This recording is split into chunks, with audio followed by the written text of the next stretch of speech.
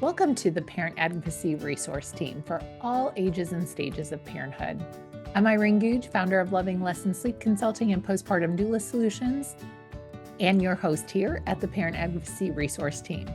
Here we partner with parents to create a network of trusted professionals like my special guest today to provide families with solutions to navigate the journey of being a family. We do this through education, advocacy, empowerment, and connection. And today I'm excited to have Claudia Rickard.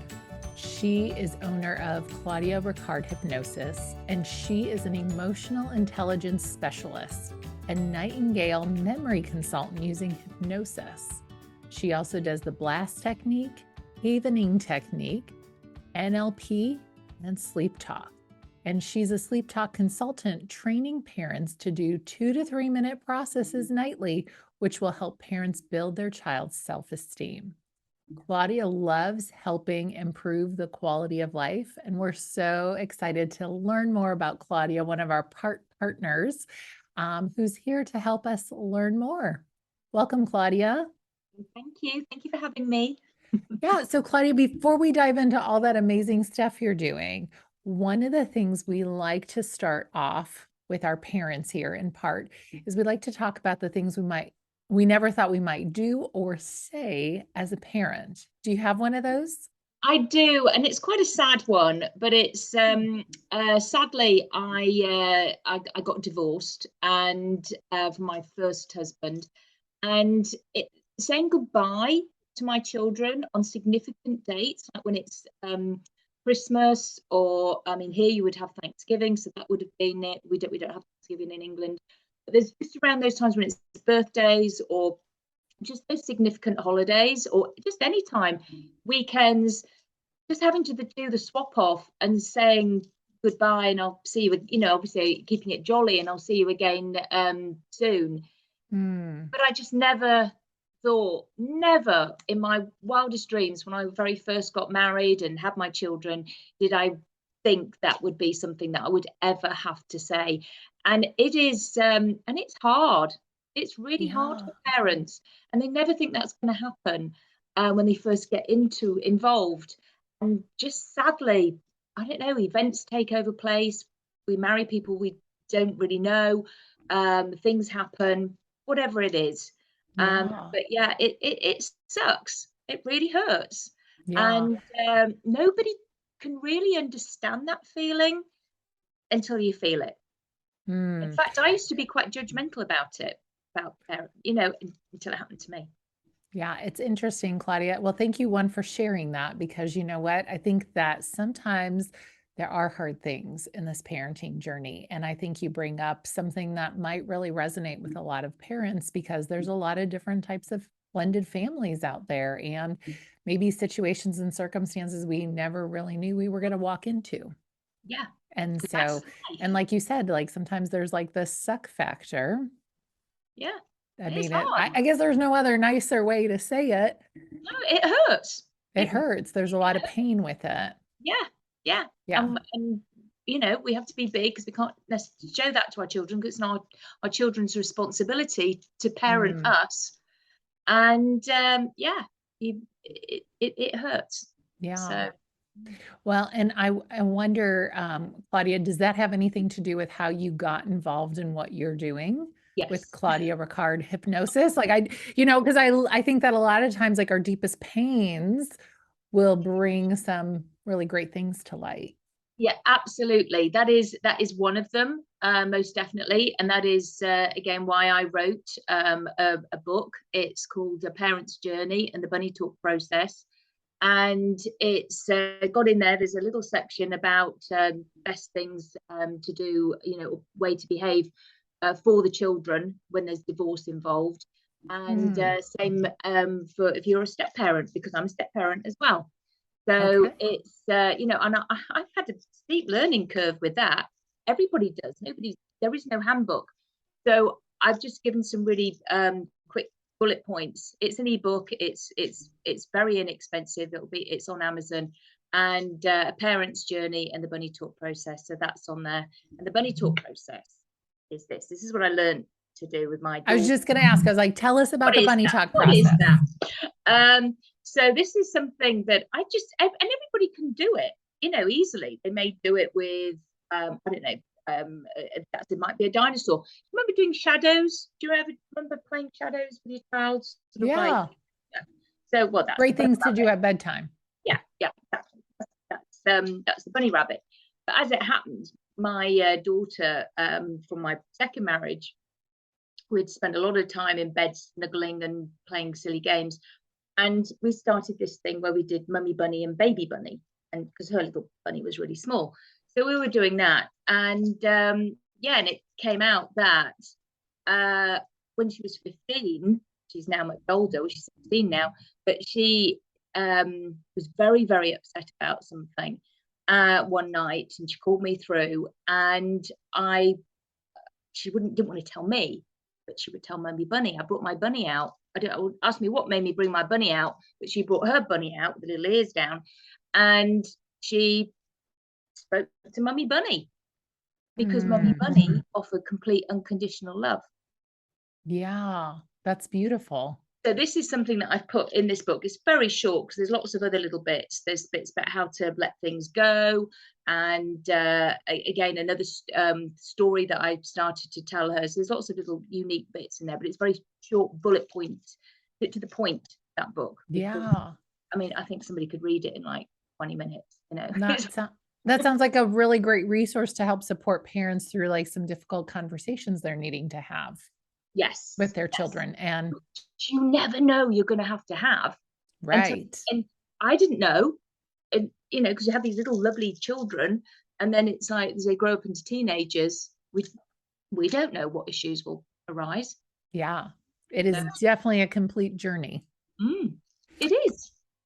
So Claudia, tell me a little bit about hypnosis, because I know that it's Claudia Rickard Hypnosis. How does that work? Like you mentioned, you have like a blast technique, havening technique. Like, how does that all work? Okay, so the reason why I use hypnosis as a tool is because it can get into the unconscious, subconscious mind. Now, I'd just like to explain that everybody goes into hypnosis pretty much every day. When sports players, when they're in the zone of playing, they don't hear their coaches, they don't hear everybody. They're just in their zone. When we're watching a movie, we get emotionally involved. We can start telling the television off, you know, like, why are they doing that? Why, you know, getting really involved with it? Because we are bypassing the critical factor, and we are focused attention and utilizing our imagination when we're watching a film.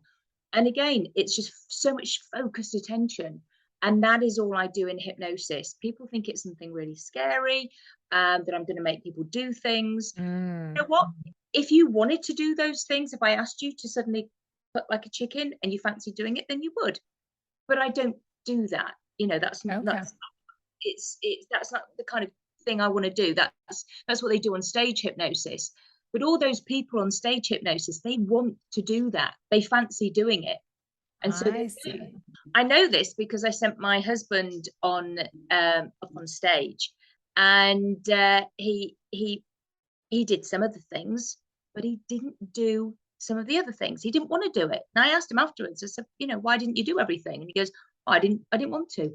So I knew he was always in control. And that was at the very beginning of my journey as a hypnotist. And I thought, right, I like that. You are always in control. Interesting. And it's not sleep. It's not sleep. So question for you, Claudia, two questions actually. One, you mentioned critical factor. What does that mean? Like how? Okay, so we all have to have our the left side of our brain, which is our analytical side. Okay, so that's our learning side. So that's the critical bit of our brain. Then we have the right side, which is where all our habits, dreams, memories are stored, and our creative side. That's the bit that I go into. So through relaxation, or just through some kind of other method that I will do, whether it be with magnetic fingers, or there's all different ways I can get somebody into hypnosis, then I can bypass that critical, that left side, and we can go into the right side. And that is where we can create change. Or again, I can ask, to bring up memories if we need to be very careful with that, obviously. But and that's why you have to go to somebody who is qualified. Who's trained in knowing what they're doing. Yeah. Very good. And I guess maybe my other one is not a question so much as like when you were talking about like we all go through a season of being hypnotized. Sometimes I would think that like maybe my husband has selective hearing, because he's so zoned out and focused, or my kids are so zoned out on their video games. So maybe they're in a state of hypnosis because they're just so focused right there. All it is, it's altered attention. It's just an altered state. They're just in the zone. So yes, so we all do it. Even when we're driving, you've been driving the same route, and you suddenly go, oh, how did I get home? Hope I stopped at the stoplight. And of course you did, because again, if something happened, it suddenly got busy on the roads, then you click into your critical factor. So got it. So what does it look like if somebody's working with you? Like, what does that experience look like? How do you work with folks? When I first see somebody, I do a lot of diagrams. So I explain what's going on in the conscious and unconscious mind. So I do a lot of emotional intelligence, first of all, giving them a lot of techniques and strategies. I tell stories. I'm talking about hypnosis. I explain about hypnosis. We're building rapport. So my first session is for 2 hours. So by that time, they're like on board with everything I'm saying. And then to get them into hypnosis is not a problem, because I'm mentioning hypnosis quite a bit, and they're like already, and I can see them going into it. And so it's quite easy to get them into hypnosis. I can just do it with a quick hand drop. Or if I'm doing a recording for them, I'll do a relaxation method. I've got some relaxation recordings on my website. They're free e-guide, and 3 free recordings on there for relaxation. That's great. I use those. And so some of what you're talking about was interesting, because you said, you get into that part where you're working with memory. And it makes me wonder if this would be something that's helpful for someone who maybe has PTSD, any kind of trauma, anything like that, because it sounds a little bit, I'm familiar with EMDR. Well, that's with the blast technique. That's the blast technique that I use. Okay. And havening. So that is for significant emotional events that have happened for the person. Okay. So yes, so when there's been some, whether you call it, so many people do call it PTSD and trauma, and there's different ways of calling it. So, but it's just slightly more gentle to call it significant emotional events. And so yes, so we can take those down, and I use my light pen for that. Which it is bilateral analysis simulation technique, and then I use havening as well, which is a psychosensory tool to get to the root of the issue. To say the brain knows where everything is, the amygdala remembers it all, the body keeps the score, and you've got to get to the root of the issue so that you can then let it go, and then people will generally also let go of any behaviors that they're doing. Because we are not our behaviors, we are our good intention, and our good intention is generally to protect our feelings. So that is why people numb their feelings. So people do lots of other behaviors, anything in order to do that real deep pain. But I'm not a therapist, so people don't see me for ages and ages. I just get to the root of the issue, sort it out, and I don't need to hear all the story. I just, because you know it, the person knows it, they feel it, and I don't need to hear all the story. Just get rid of it. Okay, so someone coming to you is not, you're not like a traditional therapist. You're a hypnotist. Thank you. And so that would take somebody through that journey and really be able to get to the root issue. Yes. To move forward. But again, and make change in their patterns and habits. Yes. But I don't always have to use hypnosis. Some people, really don't want it. But again, you'd be surprised, even when they're just talking to me, I can see they're in a kind of state of hypnosis. They're in an altered state. So whether people, because they just think it's something else, and that's fine. And then generally I go, would you like me to do hypnosis? And they go, oh yeah, okay. And so it really sounds like, can you explain a little bit about emotional intelligence? Because I think there's a lot of parents who may not really recognize that. A lot of times we worry about our children's academics and then making sure they're prepared for school and all the things. And one of the things as a sleep coach, I think is really important, and as a school teacher, is that emotional intelligence. Can you talk a little bit about that? So that is our emotions, and it starts at home, really, with building our self-esteem and confidence. And when you have those, then then children can learn, they sprout from other things. So what I like to, that's why I wanted to become a sleep talk consultant, because the parent does it. And again, that is building the self-esteem, and it comes from the most important thing a parent can do is give their children unconditional love. Mm. And when they have that, then that is building their self-esteem, and they know that they're loved no matter what. So it's very important. So yes, the parent is building their child's emotional intelligence, their emotional way of dealing with anger, because children do watch what their parents do. Yeah. They just copy. They do. And if they see, there's discord, or there's, upset, any bullying going on, then the child will do that, or they'll act out. They'll copy words, they'll copy all sorts of different things, and they'll take it to school as they get on, because that's what they've seen. So it's really important to build that foundation at the beginning. And again, the sleep talk is the 2 to 3 minute gift a parent can give to the child once they're asleep for 45 minutes, and they give them this certain statement, and it's all about building that unconditional love. There are certain statements, and they can be changed to work on certain aspects for the child, and it builds self-esteem, it builds confidence, it builds so much of this just love that we can't even recognize. It is so important for children to have, what I say is to be like a tree, to have strong roots. Yes.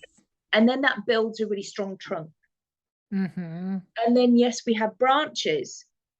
Now, the branches, they grow, and that is what the branches normally happen around teenage time, or again, probably, the later bit of elementary school.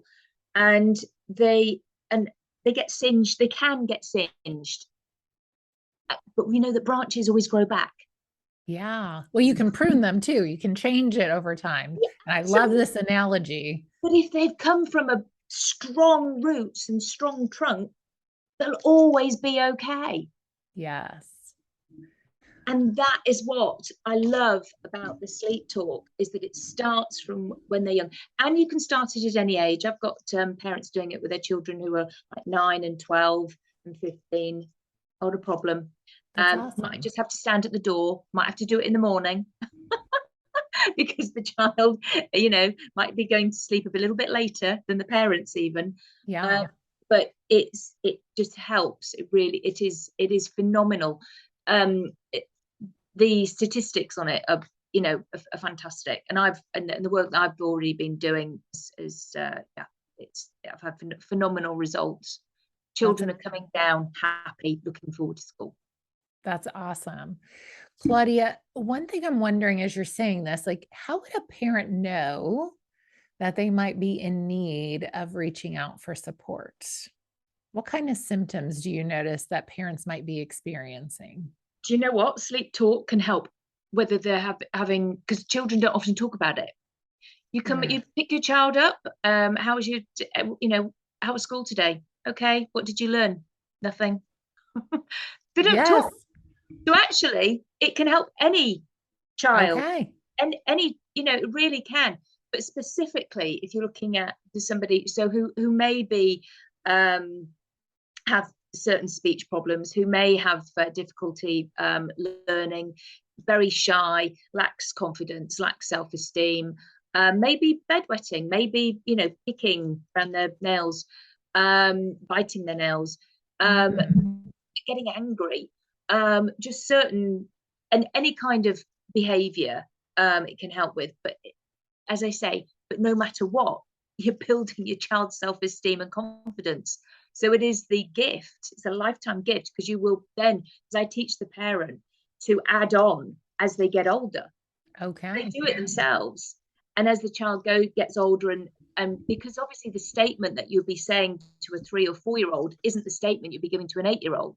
Sure. Because their cognition is different. Mm-hmm. And same to a 13-year-old, and same to, so as it grows, as they grow. But the underlying fact is that they are loved, and they have this unconditional, they have this feeling of that safety and security inside them, and therefore they can.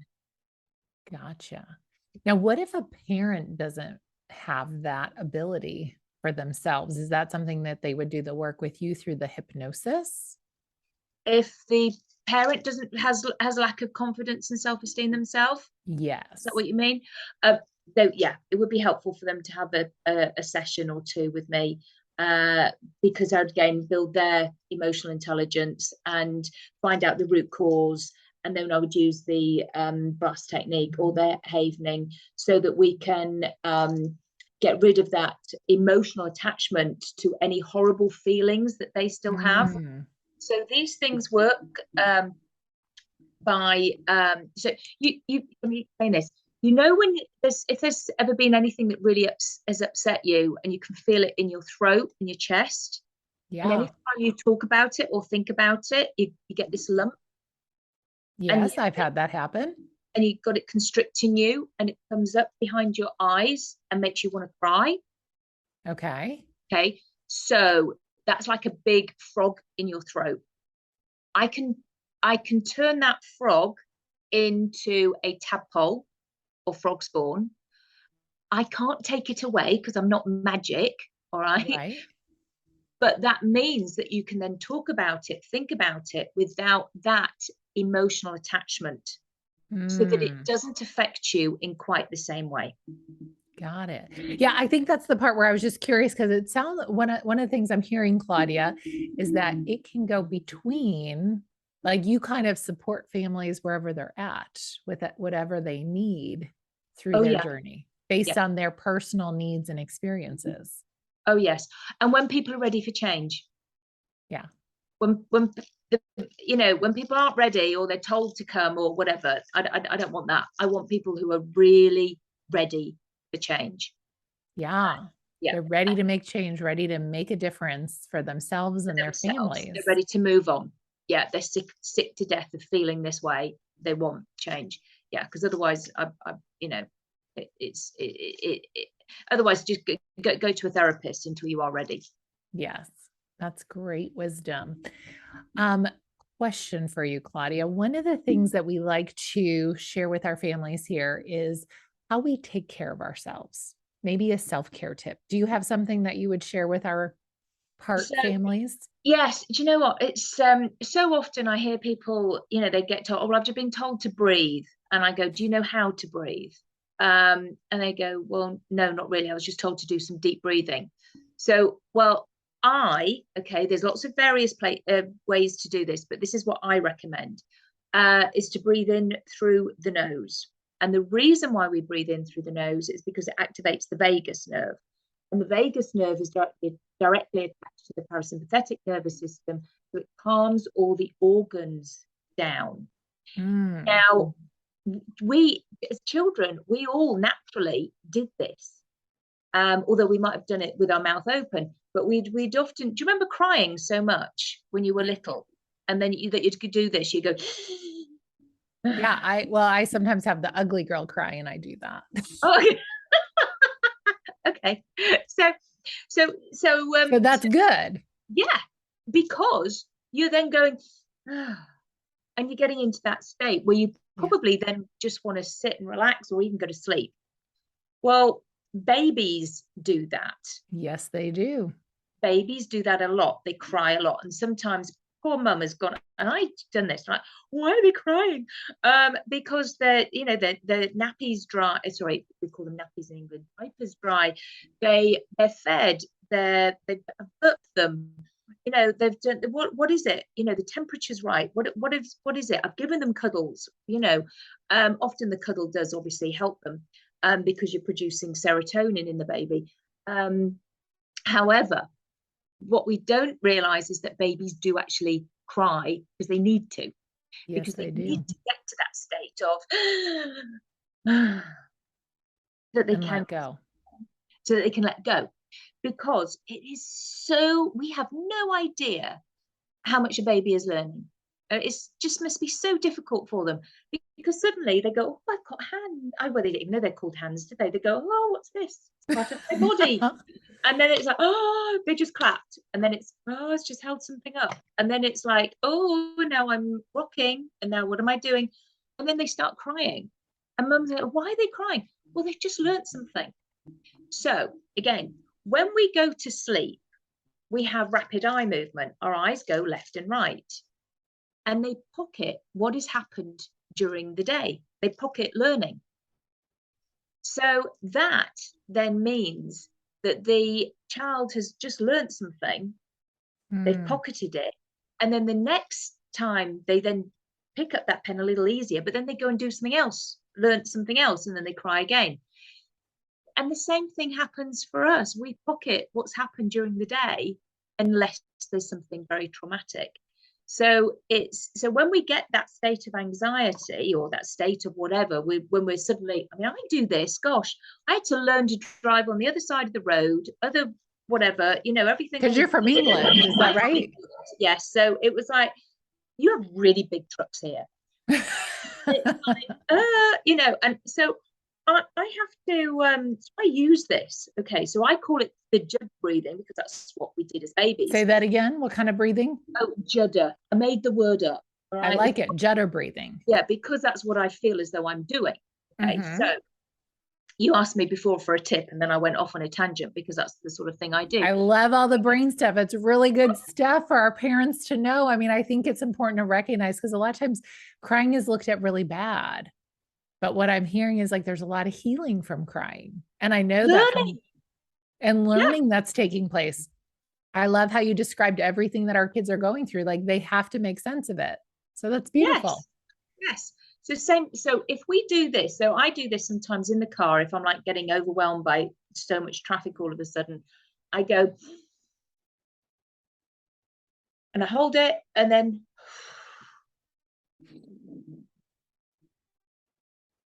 so hold it. Remember to hold it. Hold it longer. Yeah, so ready. So ready, go.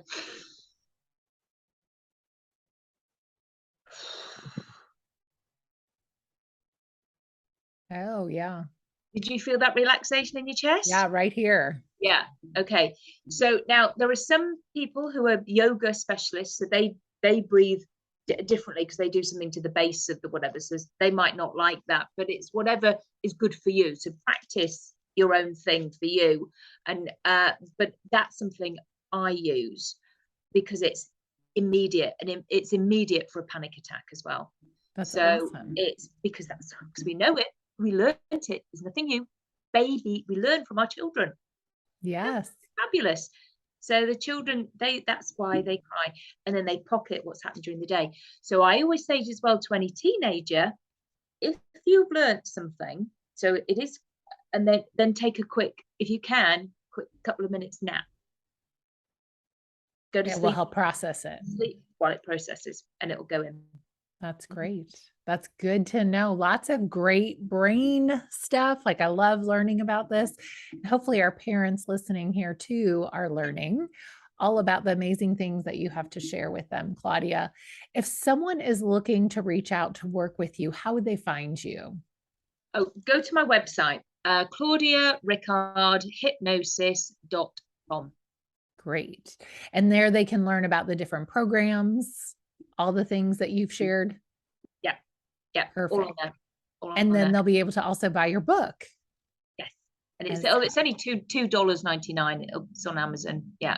That is great. That is a steal of a deal to be able to have a tool in their back pocket at any given time. Well, Claudia, it has been a pleasure, and I could probably talk to you all day long here. You have so much great wisdom to share. And thank you for sharing all that around crying and emotions. And we'll have to get back together again to talk some more about the amazing work that you're doing. But thank you to everyone for tuning in here with PART, the Parent Advocacy Resource Team, where we partner with parents to help navigate this journey of life and being a family. Take care. Thank you.